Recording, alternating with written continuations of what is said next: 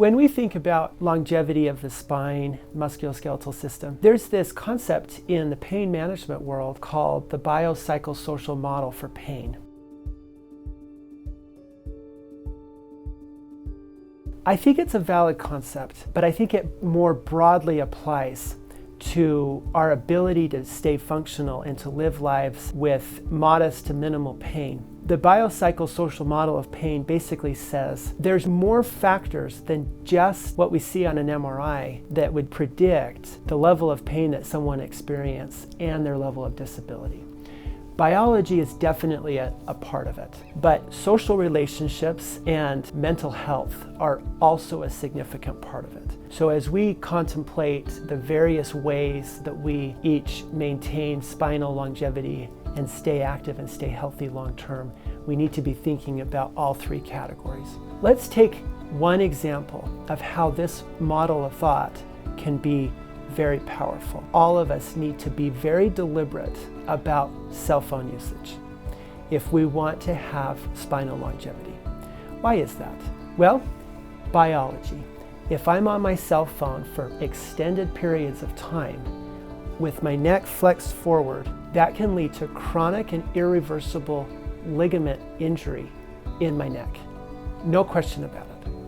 Also, if I'm on my cell phone for extended periods of time, I'm probably going to be less active. And we know that activity, and especially muscle building kinds of activities, are very, very healthy for your spine. But let's dig a little bit deeper. What about social relationships? We know in multiple studies that connection on social media is not a substitute for real connection, person to person, real conversation. As much as it feels like it is, I think it's a little bit like junk food for the soul, if you will.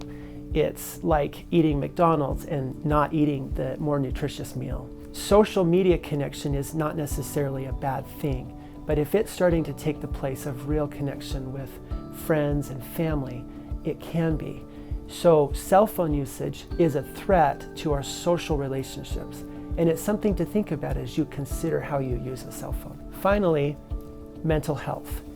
We know that when cell phone usage became ubiquitous, anxiety skyrocketed. We all need time to be alone with our own thoughts. And if you're constantly having an impulse to scroll on the latest social media feed, you don't have that opportunity. Cell phone usage and social media usage can affect our mental health.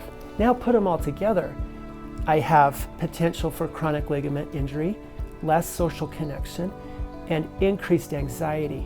That is a recipe for long-term chronic pain and disability. This is a time for all of us to be very deliberate about how we use our cell phones, why we use them, how much we use them. It's a wonderful tool, but taking the time to really think about what that is going to do for you in 10 years or 15 years or 50 years of continued use can educate us on how we decide to use our cell phones on a day-to-day basis.